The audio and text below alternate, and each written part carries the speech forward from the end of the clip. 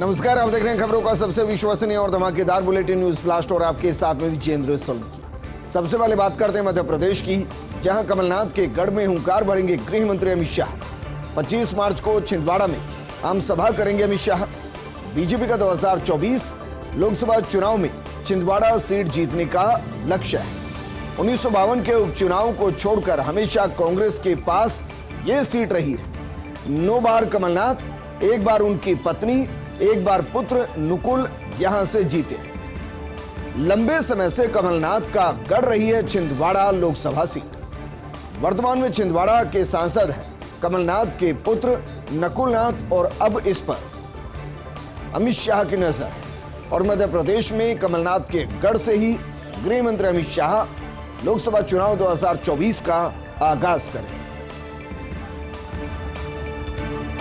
महाराष्ट्र में एक ही थीम पर हिंदू जन आक्रोश मोर्चा की रैलियां। नवंबर से अब तक हो चुकी 50 हिंदू जन आक्रोश मोर्चा रैलियां राज्य के सभी 36 जिलों में आयोजित रैलियों का एक ही पैटर्न रहा है। भगवा झंडे, भगवा टोपियां, कुछ दूरी तक रैली, फिर भाषण, लव जिहाद, जमीन जिहाद की बातें, धर्म परिवर्तन का विरोध, लोगों से अल्पसंख्यकों के आर्थिक बायकॉट की अपील। इन रैलियों से बीजेपी दूर है, लेकिन पार्टी के विधायक इनमें शामिल हैं। हिंदू सकल समाज के बैनर तले होती है जन आक्रोश रैली। और बात करते हैं स्टेट सिविल सेवा को लेकर बड़ी खबर की। देश भर के स्टेट सिविल सेवा संघों का होगा राष्ट्रीय कन्वेंशन। 25 और 26 मार्च को होगा कन्वेंशन। आरएस क्लब और एफसीएम रीपा में यह आयोजन रखेंगे। 25 मार्च को प्रस्तावित उद्घाटन समारोह में मुख्यमंत्री गहलोत का आना संभव है। अपनी तरह का होगा ये अनूठा आयोजन। आरएस एसोसिएशन की तरफ से होगा आयोजन। हर राज्य के स्टेट सिविल सेवा के 5 प्रतिनिधि इसमें शामिल हैं। मनीष सिसोदिया की न्यायिक हिरासत बढ़ा दी गई है। 14 दिन और बढ़ी सिसोदिया की न्यायिक हिरासत। राउ जवानी कोर्ट ने 3 अप्रैल तक बढ़ाई हिरासत। दिल्ली शराब घोटाले के आरोपी हैं मनीष सिसोदिया। पहले उनकी हिरासत को 21 मार्च तक बढ़ाया गया था, लेकिन आज उसे 14 दिन और बढ़ा दिया गया है। और 14 दिन और बढ़ाने के बाद अब ये 3 अप्रैल तक हिरासत मनीष सिसोदिया की बढ़ गई। और बात करते हैं पुलिस मुख्यालय से आई बड़ी खबर की। प्रोबेशनर आरपीएस को व्यावहारिक प्रशिक्षण पाठ्यक्रम के लिए आवंटित नहीं होगा गृह जिला। ट्रेनी आरपीएस को एकाग्रता से फील्ड में कार्य करने के ज्ञान के लिए आवंटित होता है जिला। अधिकतर ट्रेनी आरपीएस जो होते हैं वो दरअसल गृह जिला ही आवंटित किया जाता है। गृह जिला मिलने के कारण मनमानी की मिलती हैं शिकायतें। इसे देखते हुए डीजीपी उमेश मिश्रा ने जारी किया आदेश। प्रोबेशनर आरपीएस को व्यावहारिक प्रशिक्षण पाठ्यक्रम के लिए आवंटित नहीं किया जाएगा, अब गृह जिला और गृह रेंज।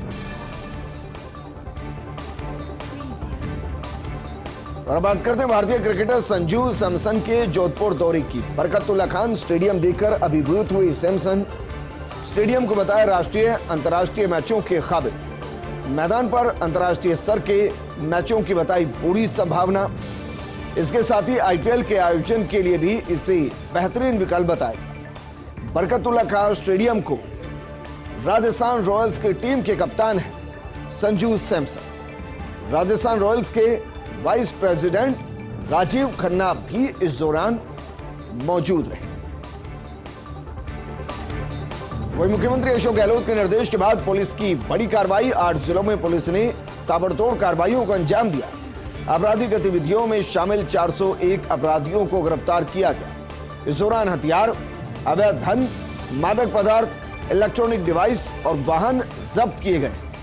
मुख्यमंत्री गहलोत ने एक बार फिर किया साफ, अपराधियों के खिलाफ ऐसी कठोर कार्रवाई आगे भी जारी रहने वाली।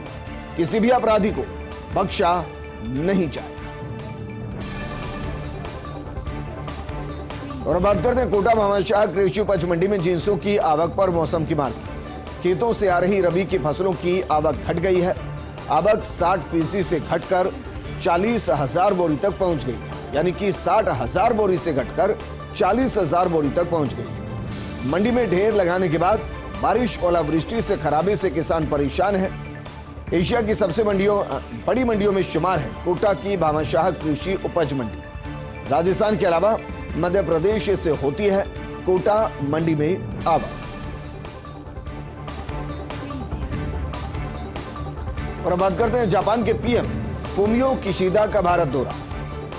हैदराबाद हाउस में प्रधानमंत्री मोदी ने मुलाकात की और हैदराबाद हाउस में जब प्रधानमंत्री मोदी ने मुलाकात की तो दोनों नेताओं के बीच कई अहम मुद्दों पर बातचीत की गई। जापान के प्रधानमंत्री ने पीएम मोदी को G7 बैठक का न्योता दिया है। पीएम मोदी ने स्वीकार किया जापान के पीएम का न्योता। G7 सम्मेलन में भाग लेने जापान जाएंगे प्रधानमंत्री मोदी। दरअसल ये कार्यक्रम 19 से 21 मई तक होगा। ये कार्यक्रम हिरोशिमा में होगा और G7 सम्मेलन जिसके लिए प्रधानमंत्री मोदी को निमंत्रण दिया गया। भारत और जापान के बीच द्विपक्षीय वार्ता। साझा प्रेस वार्ता में बोले प्रधानमंत्री मोदी, भारत और जापान के बीच कई समझौते हुए हैं। सूक्ष्म उद्योग, टेक्सटाइल क्षेत्र में सहभागिता बढ़ा रहे हैं। पीएम किशिदा की यात्रा से आपसी सहयोग बढ़ा है। भारत वसुदेव कुटुंबकम की भावना से बढ़ता है। साथ मिलकर काम करने का उत्तम अवसर है। तकनीकी, रक्षा, स्वास्थ्य, डिजिटल साझेदारी की बात की गई। Mumbai Ahmedabad high speed rail सेवा पर काम तेज हुआ है। पीएम किशिदा ने G7 सम्मेलन में आने का न्योता दिया। और आखिरकार गिरफ्त में आया ऋतिक बॉक्सर। जयपुर पुलिस ने नेपाल बॉर्डर से दबोचा ऋतिक बॉक्सर को। जी क्लब के बाहर फायरिंग का आरोपी है ऋतिक बॉक्सर। गैंगस्टर पर 1 लाख रुपए का इनाम भी पुलिस ने रखा है। जयपुर कमिश्नरेट की स्पेशल टीम को कुछ दिन पहले ही मिली थी लोकेशन। इसके बाद स्पेशल टीम गई थी ऋतिक बॉक्सर को दबोचने। 28 जनवरी को जी क्लब के बाहर फायरिंग की थी और उसमें मुख्य नाम सामने आया था ऋतिक बॉक्सर, जिसने रोहित स्वामी और लॉरेंस के कहने पर इस वारदात को अंजाम दिया था और उसके बाद सोशल मीडिया पर बाकायदा पोस्ट कर इसको स्वीकार भी किया था, लेकिन अब पुलिस की गिरफ्त में। पश्चिम बंगाल की मुख्यमंत्री ममता बनर्जी का बड़ा बयान। टीएमसी की बैठक में राहुल गांधी को लेकर दिया बड़ा बयान। कहा कि मोदी की सबसे बड़ी टीआरपी है राहुल गांधी। ममता ने राहुल गांधी के नेतृत्व पर उठाए सवाल और कहा कि राहुल लीडर तो मोदी को नहीं हरा सकता। राहुल विपक्ष का चेहरा बने तो मोदी को हरा नहीं सकते और यहां से मानकर चलिए, राहुल गांधी को नजरअंदाज करने, बतौर विपक्षी नेता मानने से इनकार करने की एक नई सियासत 2024 के लिए शुरू हुई। और बात करते हैं केंद्रीय स्वास्थ्य मंत्री मनसुख मांडविया के पत्रिका में छपे आलेख की। मांडविया ने प्रधानमंत्री जन औषधि परियोजना का जिक्र किया और कहा कि जनता की फार्मेसी बन रहे हैं जन औषधि केंद्र। यहां मिलने वाली जेनेरिक दवाइयां बाजार से कम दाम पर मिलती है। जन औषधि केंद्र मरीजों के लिए वाकई में बड़ी राहत है। प्रधानमंत्री जन औषधि परियोजना मात्र एक योजना नहीं है, ये गरीब और मध्यम वर्ग का एक ऐसा मित्र बनकर उभरी है जो बुरे वक्त में हमेशा काम आता है। लाखों लोगों के जीवन को इसने बचाया है। अमेरिका में लगातार गहराता जा रहा बैंकिंग संकट। अमेरिका में 186 और बैंक पहुंचे डूबने के कगार पर। सोशल साइंस और रिसर्च नेटवर्क पर पोस्ट की गई रिपोर्ट में दावा किया गया, ब्याज दरों के बढ़ने और इंश्योरेंस डिपॉजिट से बने हैं ऐसे हालात। अमेरिका में एक सप्ताह में 2 बैंक डूब गए और तीसरा कगार पर है। अब धीरे धीरे यूरोप की तरफ बढ़ने लगा है बैंकिंग संकट। अमेरिका में लोग छोटे बैंकों से पैसे निकाल डाल रहे बड़े बैंकों में। रिपोर्ट के मुताबिक अमेरिका में 2001 से अब तक 500 से ज्यादा बैंक डूब गए हैं। हालांकि इस बैंकिंग संकट से भारत फिलहाल दूर है। भारत में बैंकिंग सिस्टम की रिजर्व बैंक इंडिया की प्रभावी मॉनिटरिंग। बात करते हैं उस बेमौसम बारिश की जिसने अन्नदाताओं की उम्मीदों पर मानो पानी फेर दिया। खेत में खड़ी, खलियानों में पड़ी जिस भी तरीके की फसल थी उस पर ओलों की बरसात ऐसी पड़ी कि उम्मीदें टूटती नजर आई। गेहूं, सरसों, चना, जीरा, रायडा, इसबगोल की जो फसलें हैं वो चौपट हो गई। किसानों की फसल खराबे को लेकर मुख्यमंत्री गहलोत गंभीर हैं और फसल खराबे से मायूस किसानों का ट्वीट कर हौसला बढ़ाया और कहा कि बेमौसम बारिश और ओलावृष्टि से किसान परेशान है। फसल खराबे का आकलन करने के लिए गिरदावरी की जा रही है। राज्य सरकार इस मुश्किल वक्त में किसानों के साथ खड़ी है। फसलों में हुए नुकसान का आकलन कर मुआवजा जल्द से जल्द दिया जाए। सेना की मजबूती के लिए जल्द साकार होगा ड्रीम प्रोजेक्ट। तीनों सेनाओं की थिएटर कमान की गठन की प्रक्रिया शुरू कर दी गई है।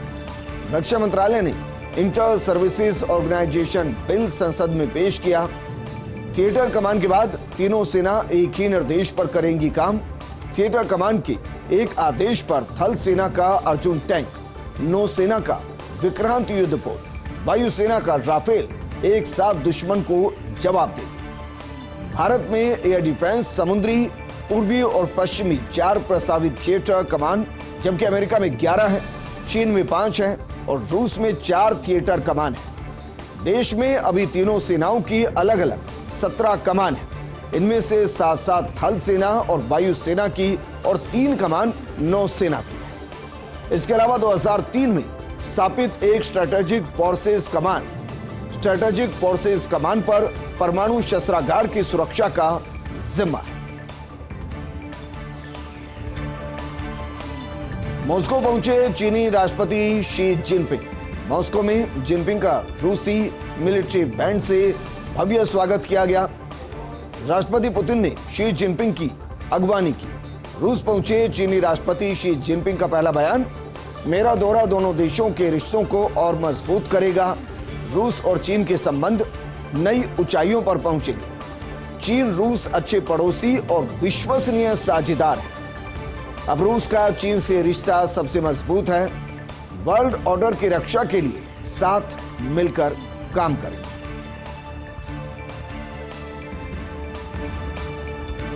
वहीं आईटी डे के तहत हैकाथॉन में बोले मुख्यमंत्री अशोक गहलोत, कहा कि आईटी डे पर आपके बीच आने का अवसर मिला है।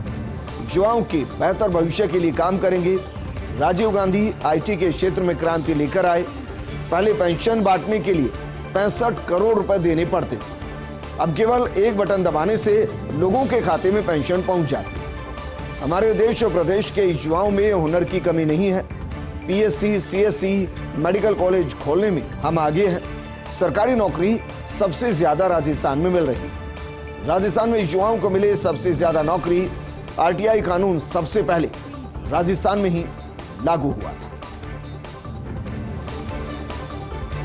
वहीं महाराष्ट्र में सरकारी कर्मचारियों की हड़ताल खत्म हो गई है। पुरानी पेंशन योजना लागू करने की मांग कर रहे थे। सरकार से बातचीत के बाद हड़ताल खत्म करने का फैसला लिया गया। 7 दिन से 17 लाख कर्मचारी हड़ताल कर रहे थे। महाराष्ट्र में कल से सभी कर्मचारी वापस काम पर लौट जाएंगे।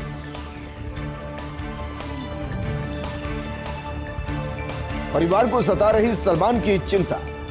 लॉरेंस गैंग के खतरे को देखते हुए इवेंट से बचने की सलाह दी गई है। सलमान खान के शेड्यूल में बदलाव की भी सिफारिश की गई है। 19 मार्च को ईमेल के जरिए मिली थी जान से मारने की धमकी मिलने के बाद से सलमान के घर के बाहर पुलिस तैनात कर दी गई। मुंबई पुलिस से जुड़े सूत्रों के हवाले से खबर, फिलहाल मुंबई से बाहर हैं अभिनेता सलमान खान। उनके आते ही किया जाएगा शेड्यूल में बदलाव को लेकर डिस्कशन। उनकी आगामी फिल्म होने वाली है अप्रैल महीने में रिलीज और फिल्म के प्रमोशन को लेकर भी नई प्लानिंग बनाने पर चर्चा की जाएगी। वहीं मूसेवाला के पिता ने की योगी की तारीफ और कहा कि अगर योगी आदित्यनाथ होते तो मेरे बेटे की हत्या नहीं होती। यदि वो यहाँ के सीएम होते तो पंजाब का ये हाल भी नहीं होता। योगी ने उत्तर प्रदेश को अपराध मुक्त कर दिया है। 2024 के लोकसभा चुनाव में लोग योगी के नाम पर वोट डाले। 19 मार्च को पंजाब के मानसा में हुआ था मूसेवाला की बरसी का आयोजन। बलकौर सिंह ने पंजाब सरकार पर साधा निशाना और कहा कि भगवंत मान ने पंजाब को दिल्ली के सामने गिरवी रख दिया है। किसी भी मंत्री या सीएम में इतनी ताकत नहीं कि खुलकर फैसला ले सके। एलआईसी को जल्द मिलेगा स्थायी चेयरमैन। एफएसआईबी द्वारा इसी महीने साक्षात्कार आयोजित करने की संभावना। जानकार सूत्रों के हवाले से खबर मिल रही है, LIC के 4 प्रबंध निदेशकों में से किया जाएगा चेयरमैन का चुनाव। अभी सिद्धार्थ मोहंती है भारतीय जीवन बीमा निगम के अंतरिम चेयरमैन। 13 मार्च को MR कुमार के सेवानिवृत्त होने के बाद से नियुक्ति नहीं की गई, लेकिन उनको अतिरिक्त जिम्मेदारी दी गई। अब माना जा रहा है कि जल्द नया चेयरमैन, स्थायी चेयरमैन मिल जाएगा। इस बुलेटिन में फिलहाल इतना ही, लेकिन आप बने रहिए फर्स्ट इंडिया न्यूज के साथ, क्योंकि खबरों का सिलसिला लगातार जारी है। नमस्कार।